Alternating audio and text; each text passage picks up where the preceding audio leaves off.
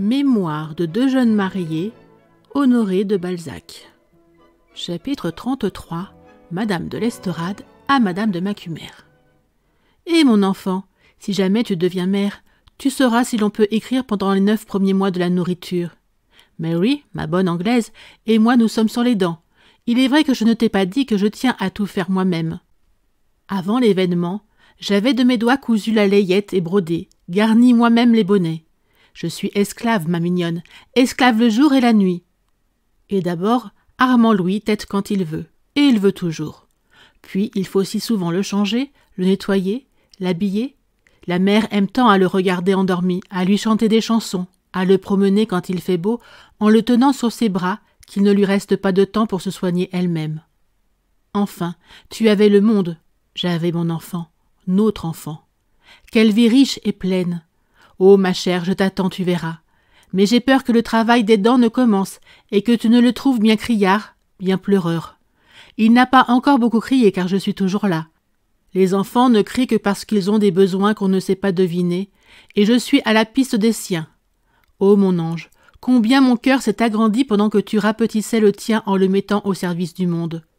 Je t'attends avec une impatience de solitaire. Je veux savoir ta pensée sur l'Estorade, comme tu veux sans doute la mienne sur Macumer. Écris-moi de ta dernière couchée. Mes hommes veulent aller au-devant de nos illustres hôtes. Viens, reine de Paris, viens dans notre pauvre Bastide, où tu seras aimée. Chapitre 34. De Madame de Macumer à la vicomtesse de l'Estorade. Avril 1826. L'adresse de ma lettre t'annoncera, ma chère, le succès de mes sollicitations. Voilà ton beau-père, comte de l'Estorade. Je n'ai pas voulu quitter Paris sans t'avoir obtenu ce que tu désirais, et je t'écris devant le garde des Sceaux qui m'est venu dire que l'ordonnance est signée. À bientôt. Chapitre 35. Madame de Macumer à Madame la vicomtesse de l'Estorade. Marseille, juillet. Mon brusque départ va t'étonner, j'en suis honteuse. Mais comme avant tout je suis vraie et que je t'aime toujours autant, je vais te dire naïvement tout en 4 mots. Je suis horriblement jalouse. Felipe te regardait trop. Vous aviez ensemble au pied de ton rocher de petites conversations qui me mettaient au supplice, me rendaient mauvaise et changeaient mon caractère. Ta beauté vraiment espagnole devait lui rappeler son pays, et cette Marie Hérédia de laquelle je suis jalouse, car j'ai la jalousie du passé. Ta magnifique chevelure noire, tes beaux yeux bruns, ce front où les joies de la maternité mettent en relief tes éloquentes douleurs passées qui sont comme les ombres d'une radieuse lumière, cette fraîcheur de peau méridionale plus blanche que ma blancheur de blonde, cette puissance de forme, ce sein qui brille dans les dentelles comme un fruit délicieux auquel se suspend mon beau filleul, tout cela me blessait les yeux et le cœur. J'avais beau, tantôt mettre des bleuets dans mes grappes de cheveux, tantôt relever la fadeur de mes tresses blondes par des rubans cerises, tout cela pâlissait devant une Renée que je ne m'attendais pas à trouver dans cette oasis de la Crampade. Felipe enviait trop aussi cet enfant, que je me prenais à haïr. Oui, cette insolente vie qui remplit ta maison, qui l'anime, qui y crie, qui y rit, je la voulais à moi. J'ai lu des regrets dans les yeux de Macumer, j'en ai pleuré pendant 2 nuits à son insu. J'étais au supplice chez toi. Tu es trop belle femme et trop heureuse mère pour que je puisse rester auprès de toi. Ah, hypocrite, tu te plaignais. D'abord, ton l'Estorade est très bien, il cause agréablement. Ses cheveux noirs mélangés de blanc sont jolis. Il a de beaux yeux, et ses façons de méridional ont ce je ne sais quoi qui plaît. D'après ce que j'ai vu, il sera tôt ou tard nommé député des Bouches-du-Rhône. Il fera son chemin à la Chambre, car je suis toujours à votre service en tout ce qui concerne vos ambitions.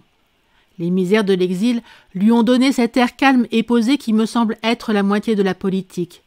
Selon moi, ma chère, toute la politique, c'est de paraître grave. Aussi disais-je à Macumer qu'il doit être un bien grand homme d'État. Enfin, après avoir acquis la certitude de ton bonheur, je m'en vais à tire d'aile, contente, dans mon cher Chantepleurs, où Felipe s'arrangera pour être père. Je ne veux t'y recevoir qu'ayant à mon sein un bel enfant semblable au tien. Je mérite tous les noms que tu voudras me donner. Je suis absurde, infâme, sans esprit. Hélas, on est tout cela quand on est jalouse. Je ne t'en veux pas, mais je souffrais et tu me pardonneras de m'être soustraite à de telles souffrances. Encore 2 jours, j'aurais commis quelque sottise. Oui, J'eusse été de mauvais goût. Malgré ces rages qui me mordaient le cœur, je suis heureuse d'être venue, heureuse de t'avoir vue mère si belle et si féconde, encore mon amie au milieu de tes joies maternelles, comme je reste toujours la tienne au milieu de mes amours. Tiens, à Marseille, à quelques pas de vous, je suis déjà fière de toi, fière de cette grande mère de famille que tu seras. Avec quel sens tu devinais ta vocation, car tu me sembles née pour être plus mère qu'amante, comme moi je suis plus née pour l'amour que pour la maternité. Certaines femmes ne peuvent être ni mère ni amante, elles sont ou trop laides ou trop sottes. Une bonne mère et une épouse maîtresse doivent avoir à tout moment de l'esprit, du jugement, et savoir à tout propos déployer les qualités les plus esquisses de la femme.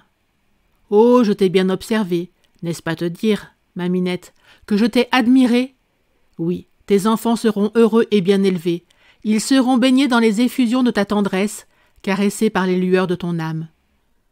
Dis la vérité sur mon départ à ton Louis, mais colore-la d'honnête prétexte aux yeux de ton beau-père, qui semble être votre intendant, et surtout aux yeux de ta famille, une vraie famille Harlowe, plus l'esprit provençal.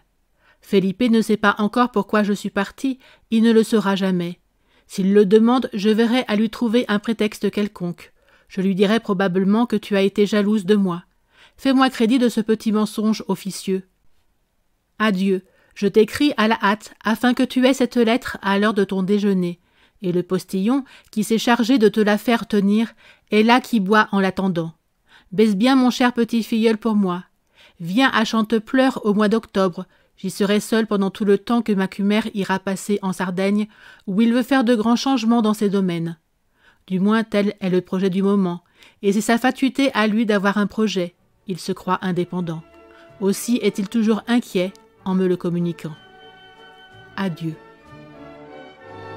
Merci d'avoir écouté cette vidéo.